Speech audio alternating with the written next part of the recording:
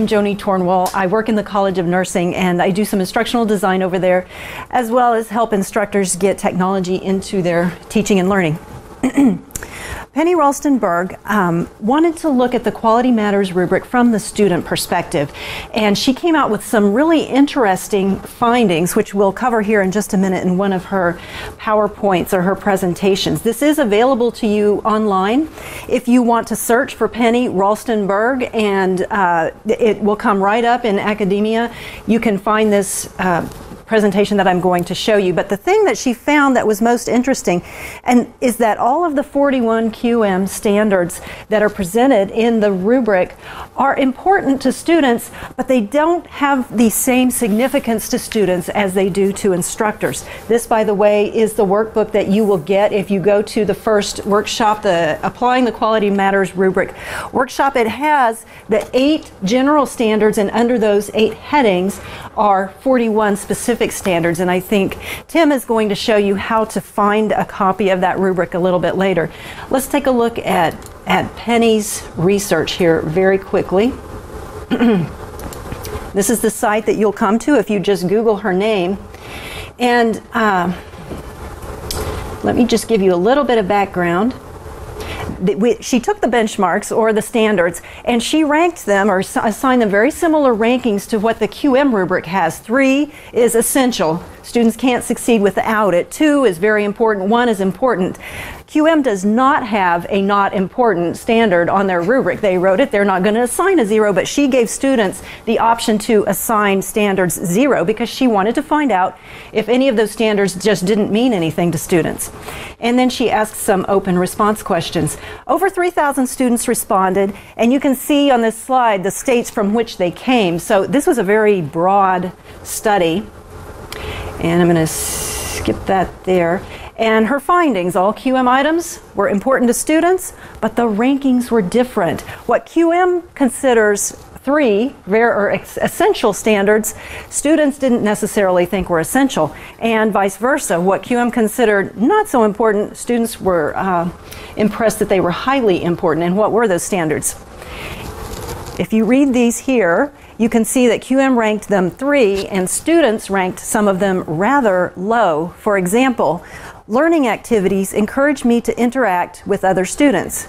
Quality Matters thinks that's a very, very important standard. Students, 1.24. What does that say to you? Students are independent. Students are independent. Interactions might not be functioning the way that they're programmed to. Maybe they're not working the way students expect. Or they're not looking for interaction. If they were looking for social interaction, they wouldn't be taking an online course. Or their online are somewhere else. I think so. Students feel like they can do the online course without necessarily having to interact with their peers, whereas Quality Matters, and I would say that many instructors say, oh, interaction is essential. So that gives us something to think about, right? Learning activities encourage me to interact with my instructor. Almost the same thing there. I don't really need to talk to you, they say. I just need to get the work done, right? Course is accessible to people with disabilities. How very interesting. The module unit learning objectives describe outcomes that I am able to achieve and are consistent with the course level objectives. This is huge in QM. If you don't have course level and module level objectives that are measurable and aligned with assessments and assignments, you will not meet standards on that review. In fact, that will stop a review cold. If you submit your course for a review and it doesn't meet that standard, forget it. It's a 3-point standard by QM standards. Students, meh. Kind of interesting. I wonder, Joni, was that the language they used? Penny Ralston-Berg put it in student-centered language. Is that what you're asking me? Yeah. Oh, yes. So I read that and I go, Well, you know, I have to say, Valerie, a lot of instructors read that and kind of feel the same way. I know. It's one, I think Tim might agree with me, it's one of the bigger battles that we fight, is convincing instructors that learning objectives are truly important and truly the foundation of the course. I believe that. Tim probably believes it, but not everybody is is with us. And I wonder if some people implicitly believe that, but it's the making them explicit where the struggle is. Meaning what? Meaning, of course I want my students to learn these things, but you want me to say them how? Yes. Or you want me to tell them outright? Yeah. Yeah. I was also thinking that this might vary across disciplines in terms of interpretation of value. Sure. If, for example, you're somebody that's very focused on credentialing and you want some explicit recognition of the deliverables, then perhaps you're going to buy into that more as a student than if you're just taking this because you have to, and so who cares? So the field of nursing has many competencies that you have to meet before you can get your RN, right? So learning objectives, nurses really kind of understand this. They get this. What's an example of a discipline where this might not work so well? I was thinking about professional programs as one where it would be very likely to resonate. And I have, in my experience as a student in a professional program, when it didn't seem aligned with the reason that we were there, then there was a lot of snark. Yes. Yes. Exactly. So let's look at the opposite scenario here. What did students rank very important that QM has lower on the relative importance scale?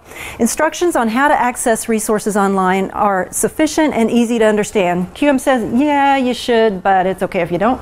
Students say, you better, or else I just can't succeed in this course. Pretty interesting. The course components are web-based or easily downloaded for use offline. QM says, yeah, that's a good thing to do, but, and students say, I absolutely have to have that. I often get questions from students, not about just my course, about other people's, like other nursing courses. I need this resource, but I need to be able to take it on a trip. Yes. I need this resource, but I want to print it out because I just can't read online for a long time. Yes. So I think that's what that's getting at right there. Laura? I can say from my own perspective from the last term, what I've done in my courses is I just go to the content and I download everything in there and I throw it over into my Dropbox. So I have it accessible. I don't have to log into Carmen's screen to go and get the next content. I just click an application and I have those documents. Smart thing to do. I think a lot of students don't realize that you can download all the content from Carmen in that way. I've had to explain that, in fact. Course ensures screen readability. Have you ever been in a course and you see all the red background with the yellow text on it and that kind of thing? That's what we want to avoid, and Quality Matters reviewers will point that kind of thing out to you. It makes it difficult for students to look at that for a long time. Minimum preparation or prerequisite knowledge I need to succeed in the course is clearly stated. Why would students consider that important? You need to know what you need to know. Yeah, that's right. That's right. And really, it's better if it's stated a little bit more up front than just in the course somewhere and you learn. Before you sign up. Yes, before you sign up. Exactly. So the big three in the students' opinions were facilitation, instructional design, and course materials and delivery. Let's take a real brief look at facilitation. They want you, as the instructor, to be knowledgeable, effective, active, prompt, and comfortable with technology. And students notice, this is kind of important, I think. Students notice when an instructor doesn't appear in videos, doesn't have a handle on the technology or the course materials or the grades. Interesting. Doesn't appreciate, don't blame me, I didn't write this course. At a lot of institutions, you'll come where you'll find that a course is designed by one person or a committee, but an adjunct or somebody else, a TA, comes in to teach it.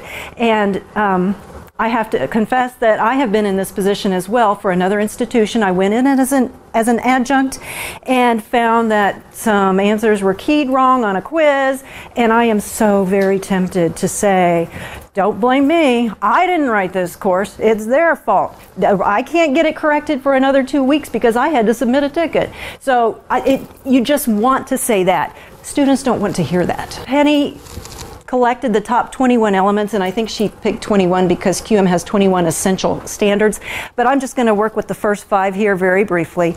The most important thing to students, clear instructions. Tell me what I need to do this course and to do it successfully. Technologies required for the course are readily available, kind of what we were talking about there. Can I get them online and can I take them offline? Criteria for how my work and participation will be evaluated are descriptive and specific. I think one of probably our bigger issues, is that we don't tell students exactly what the expectations are, but they want to know. If I say, write a 5-page paper and just tell me some stuff, it doesn't work. You got to have a rubric, you've got to have criteria. Students want you to be specific about what they have to do to get the grade they want. And navigation